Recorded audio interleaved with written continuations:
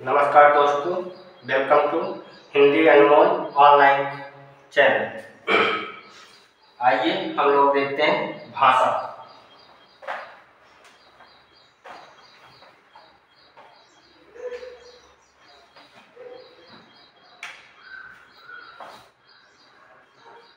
भाषा क्या है? सबसे पहले जानते हैं भाषा क्या है। तो भाषा के लिए आप लोग एक कामता प्रसाद गुरु की एक परिभाषा है, लिख लीजिए, आपको इससे अच्छे से समझ में आ जाएगा। परिभाषा: वाणी के जिस माध्यम से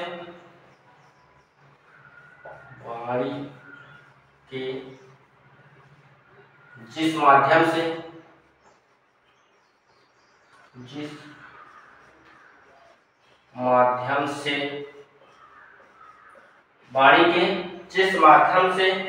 मनुष्य अपने विचार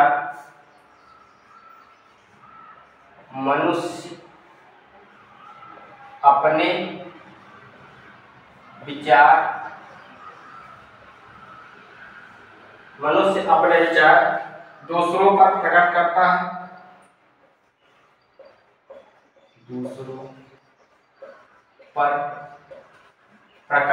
है। वाणी के जिस माध्यम से मनुष्य अपने विचार दूसरों पर प्रकट करता है तथा दूसरों के विचार को ग्रहण करता है।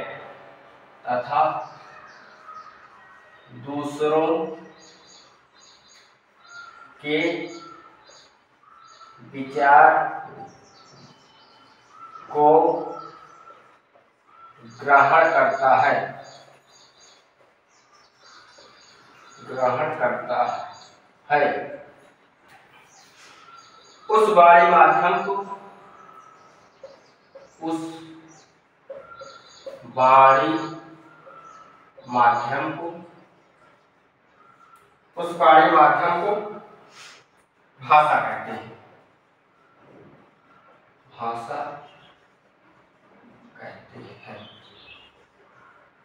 ठीक, इसके बाद भाषा की उत्पत्ति। भाषा की उत्पत्ति कैसे हुई इसको देखते हैं। भाषा की उत्पत्ति में देखिए, भाषा शब्द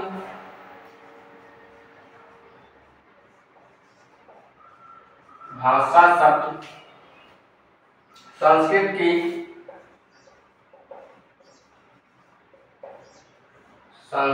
की भाष शब्द, संस्कृत की भाष धातु में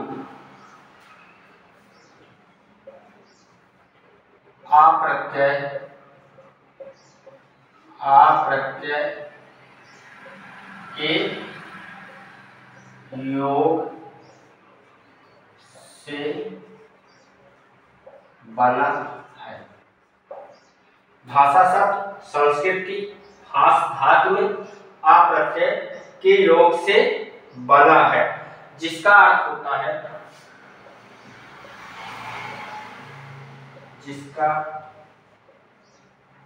अर्थ होता है बोलना या कहना। अर्थ होता है बोलना या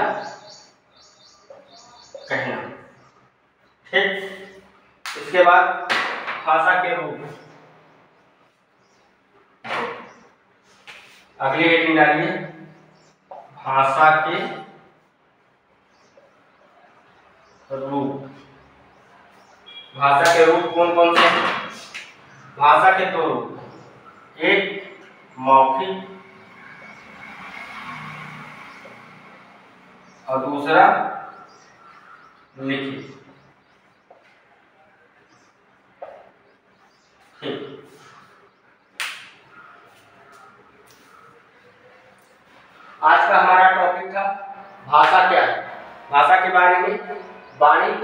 जिस माध्यम से मनुष्य अपने विचार दूसरों पर प्रकट करता है तथा दूसरों के विचार को ग्रहण करता है, उस वाणी माध्यम को भाषा कहते हैं। भाषा की उत्पत्ति कैसे हुई? भाषा शब्द संस्कृत की भाष धातु में आ प्रत्यय के योग से बना है, जिसका अर्थ होता है बोलना या कहना। भाषा के कितने रूप होते हैं? 2 रूप होते हैं, एक मौखिक, दूसरा लिखित। जो मुंह से बोलकर प्रकट किया जाता है उसे हम मौखिक कहते हैं, जो लिखकर प्रकट किया जाता है उसे हम लिखित भाषा कहते हैं। आइए देखते हैं भाषा के भेद। ये भाषा के रूप हो गए, 2 रूप।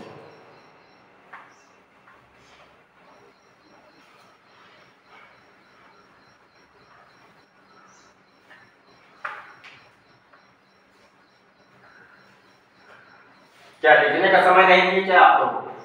चलो अब से देंगे भाषा के भेद। हेडिंग डालिए भाषा के भेद। भाषा के भेद। इसमें लिखिए भाषा के भेद की कोई निश्चित संख्या नहीं। भाषा के भेद की कोई निश्चित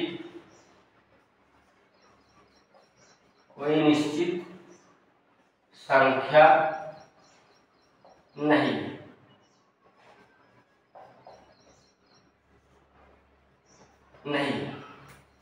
इसके बाद भाषा के कुछ निम्नलिखित भेद हैं जो हम लोग लिख लेते हैं।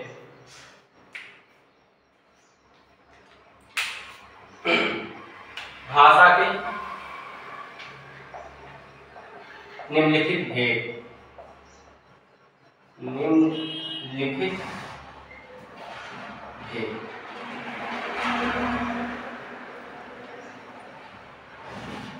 कौन कौन से हैं लिखते हैं। नंबर 1 मातृभाषा। नंबर 1 मातृभाषा। नंबर 2 राष्ट्रभाषा।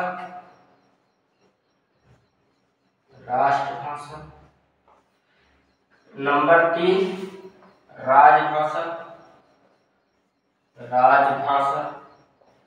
नंबर 4 प्रचलित भाषा।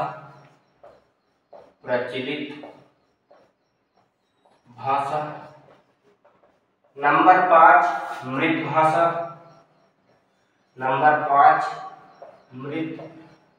भाषा। नंबर 6 आधार भाषा।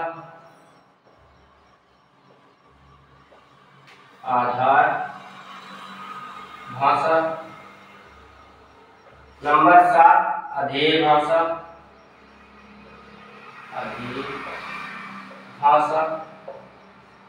नंबर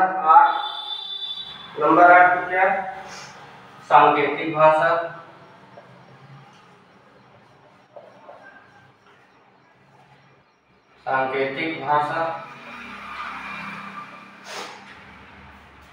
नंबर 9 मृत भाषा, राष्ट्रभाषा, राजभाषा, प्रचलित भाषा, मृत भाषा, आधार भाषा, अधेय भाषा, सांकेतिक भाषा।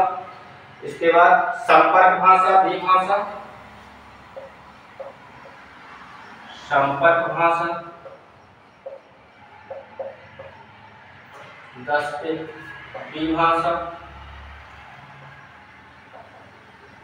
11 उपभाषा। 12 पे लिख लीजिए कौन सी कूट भाषा। हमने नहीं लिखा है ना। 12 नंबर कूट भाषा। 13 नंबर स्थानीय प्रादेशिक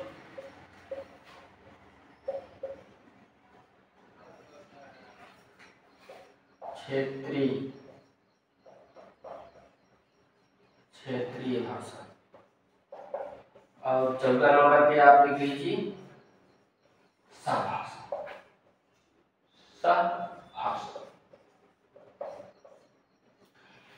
इन 14 भाषाओं के बारे में हम लोग देखेंगे।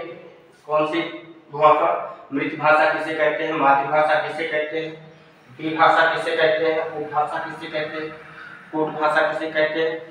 ये भाषाएं परीक्षाएं में पूछी गई हैं, इसलिए हम इन महत्वपूर्ण भाषाओं को देखेंगे। ठीक, तो आप लोग सबसे पहले इसको नोट कर लीजिए, उसके बाद हेडिंग डाल दीजिए मातृभाषा।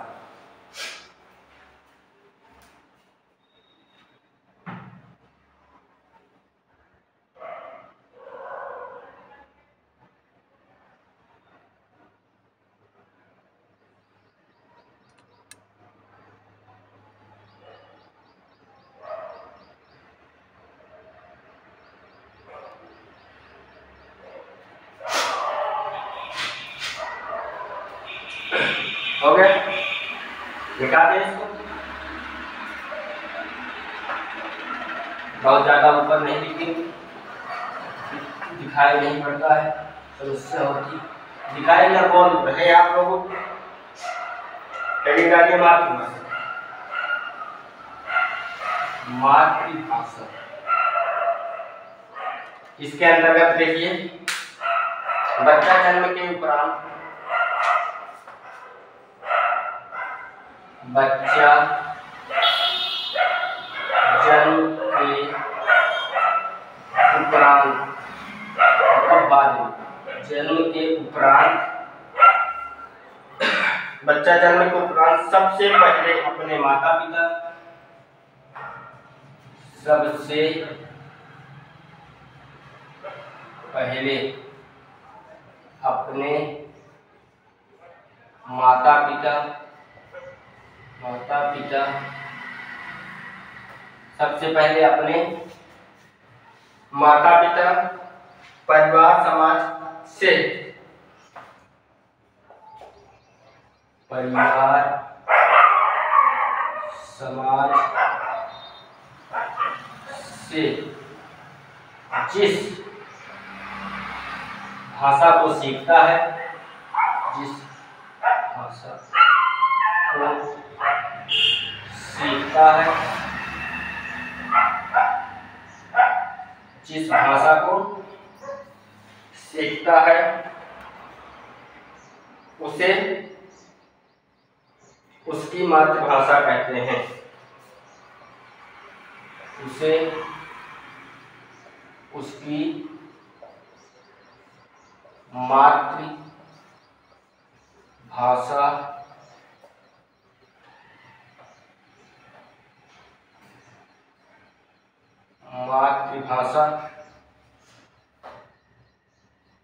से उसकी मातृभाषा कहते हैं।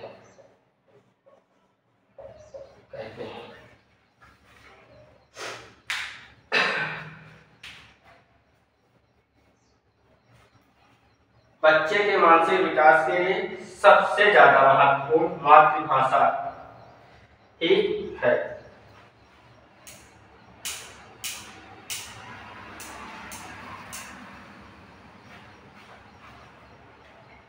इसके बारे में कथन महात्मा गांधी का लिख लेते हैं।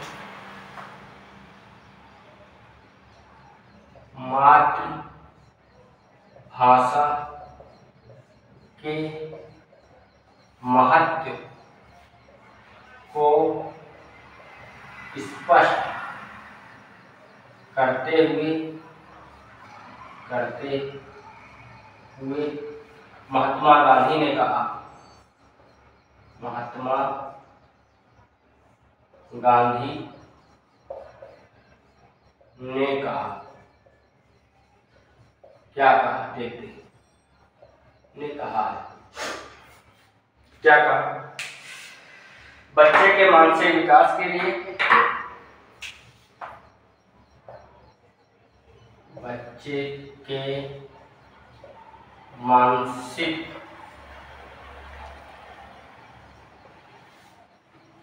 विकास के लिए, बच्चे के मानसिक विकास के लिए, बच्चे के मानसिक विकास के लिए मातृभाषा उतनी ही आवश्यक है, मातृभाषा उतनी ही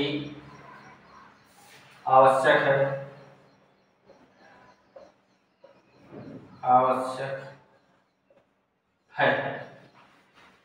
जितना शरीर विकास के लिए, जितना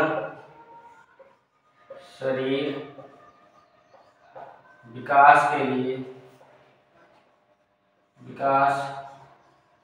के लिए, माता का दूध, ठीक। ये मातृभाषा के बारे में महात्मा गांधी जी का कथन है। मातृभाषा जन्म के बाद जो बच्चा पहली बार सीखता है, कुछ अपने माता पिता से सीखता है, तो उसकी वो मातृभाषा कहलाती है। और शिक्षा के लिए मातृभाषा का स्थान बहुत ही महत्वपूर्ण है, ठीक। अब अगली हेडिंग डाल दीजिए आप लोग, राष्ट्रभाषा।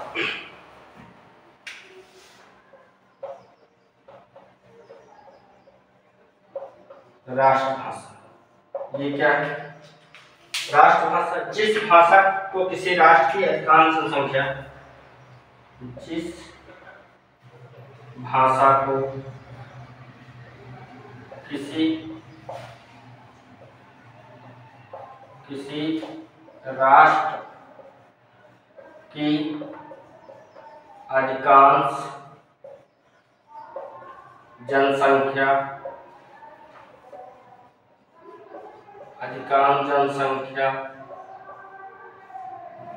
अधिकांश जनसंख्या बोलती और समझती है, बोलती और समझती है, बोलती और समझती है, तो उसे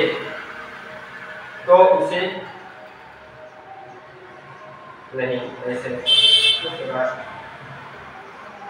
तो वह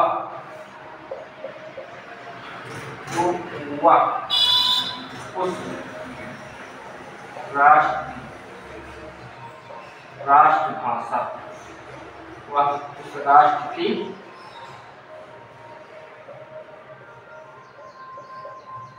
राष्ट्रभाषा कहलाती है।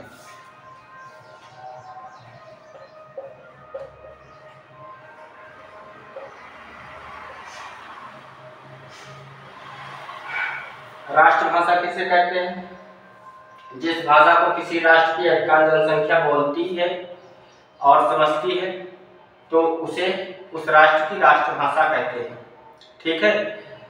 क्या हिंदी को भारत का राष्ट्रभाषा कहा जा सकता है? जी बिल्कुल कहा जा सकता है।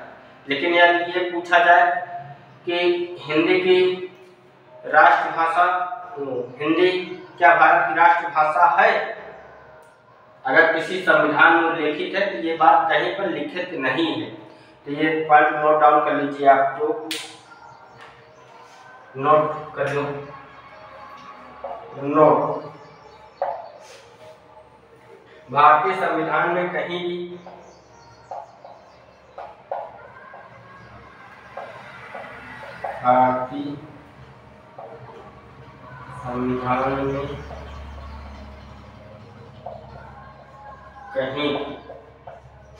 भारतीय संविधान में कहीं भी राष्ट्रभाषा शब्द, राष्ट्रभाषा शब्द का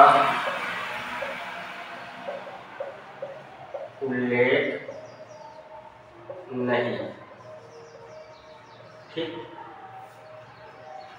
ध्यान रखिएगा, ये क्वेश्चन कभी कभी ऐसे करके पूछ लेता है, भारतीय संविधान में किस भाषा का उल्लेख है, उसमें आपको राष्ट्रभाषा दे देगा, राजभाषा दे देगा, मातृभाषा दे देगा, प्रचलित भाषा दे देगा।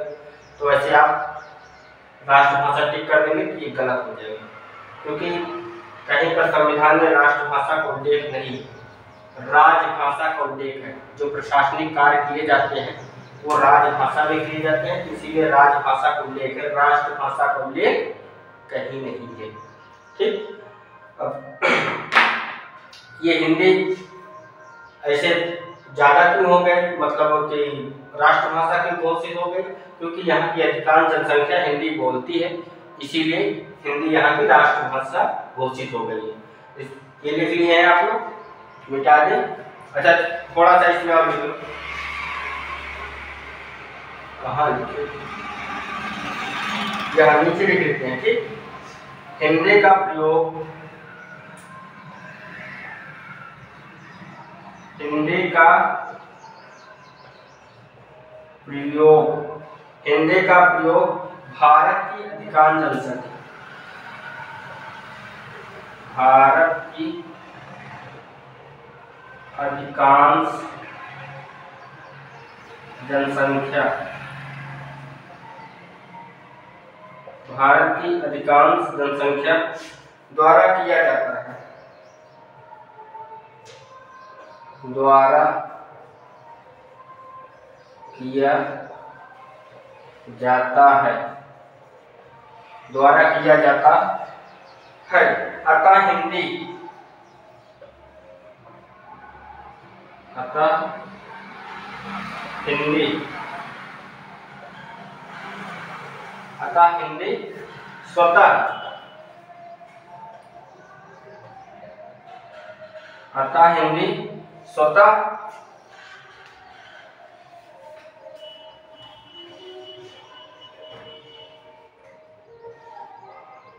अतः हिंदी स्वतः ही भारत की अघोषित, मतलब घोषित नहीं, अघोषित राष्ट्रभाषा है, राष्ट्रभाषा। अब आपको अच्छे से समझ में आ गया। ठीक, अब इसके बाद ये हो गया।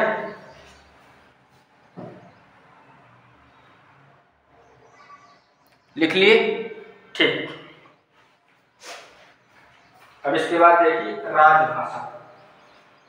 मातृभाषा समझ में आ गई, राष्ट्रभाषा समझ में आ गई। अब इसके बाद हम देखते हैं राजभाषा।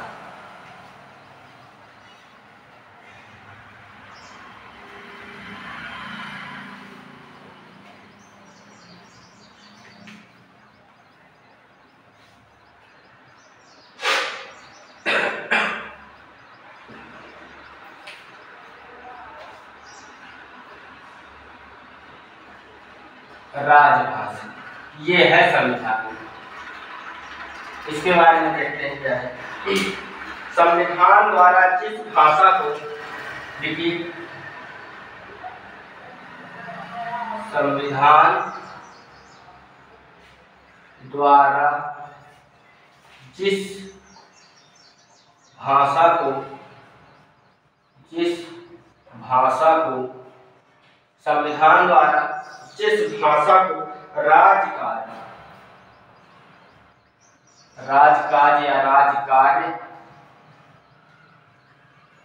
प्रशासनिक,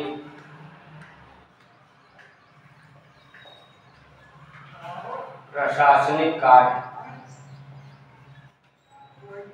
प्रशासनिक कार्य की भाषा घोषित कर दिया जाता है, कि भाषा घोषित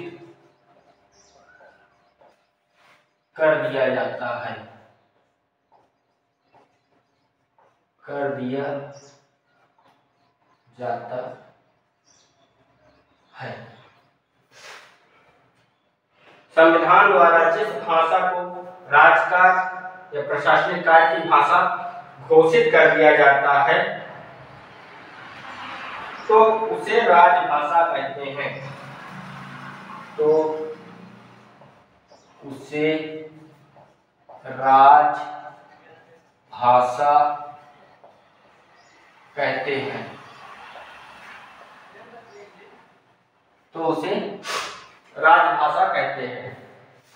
ठीक, राजभाषा की संख्या एक से अधिक हो सकती है, एकाधिक हो सकती है। राजभाषा की संख्या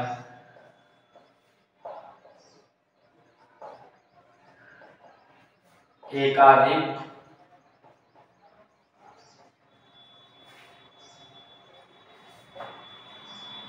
हो सकती है,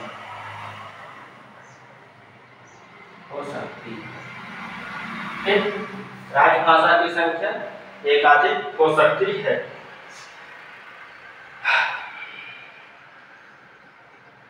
वर्तमान में हिंदी सहित वर्तमान में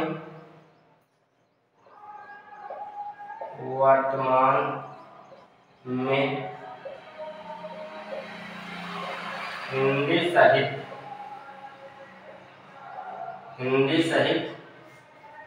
वर्तमान में हिंदी सहित 22 भाषाओं को राजभाषा का दर्जा प्राप्त है।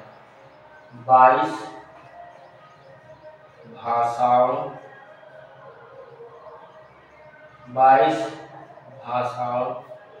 को राजभाषा का दर्जा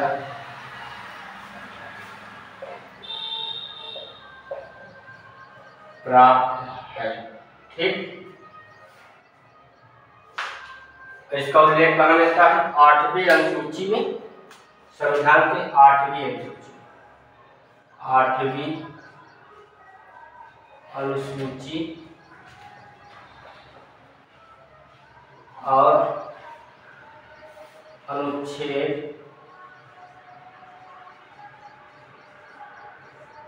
343 से 351।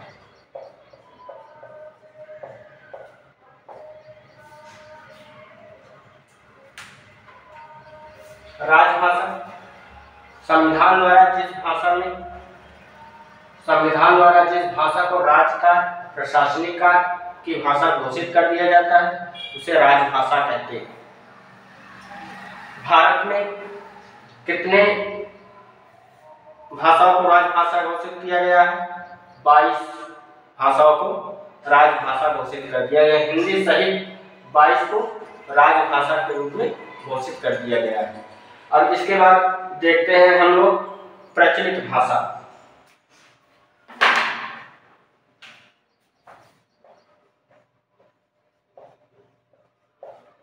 प्रचलित भाषा, ठीक, प्रचलित भाषा जो अपने उद्भव काल से लेकर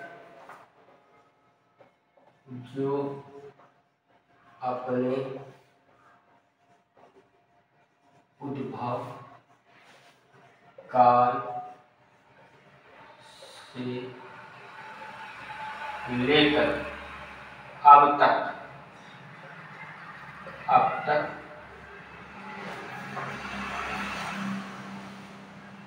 प्रचलन में, जो अपने उद्भव काल से लेकर अब तक प्रचलन में है उसे कौन सी भाषा कहते हैं? प्रचलित भाषा। प्रचलित भाषा का मतलब है जो जिसका जन्म जब हुआ, जैसे अपभ्रंश भाषा का जन्म अगर पहले हुआ है और अब तक चल रही है तो हमारी क्या होगी? प्रचलित भाषा होगी। इसके बाद हम देख लेते हैं तुरंत मृत भाषा। मृत भाषा, हेडिंग डालो, मृत भाषा, ये क्या है? इसके बारे में हम जान लेते हैं तो दोनों समझ में आते हैं। वह भाषा जो पहले प्रचलन में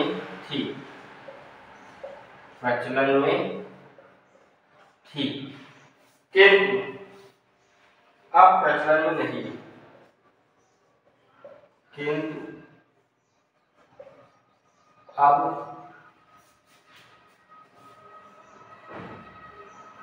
प्रचलन में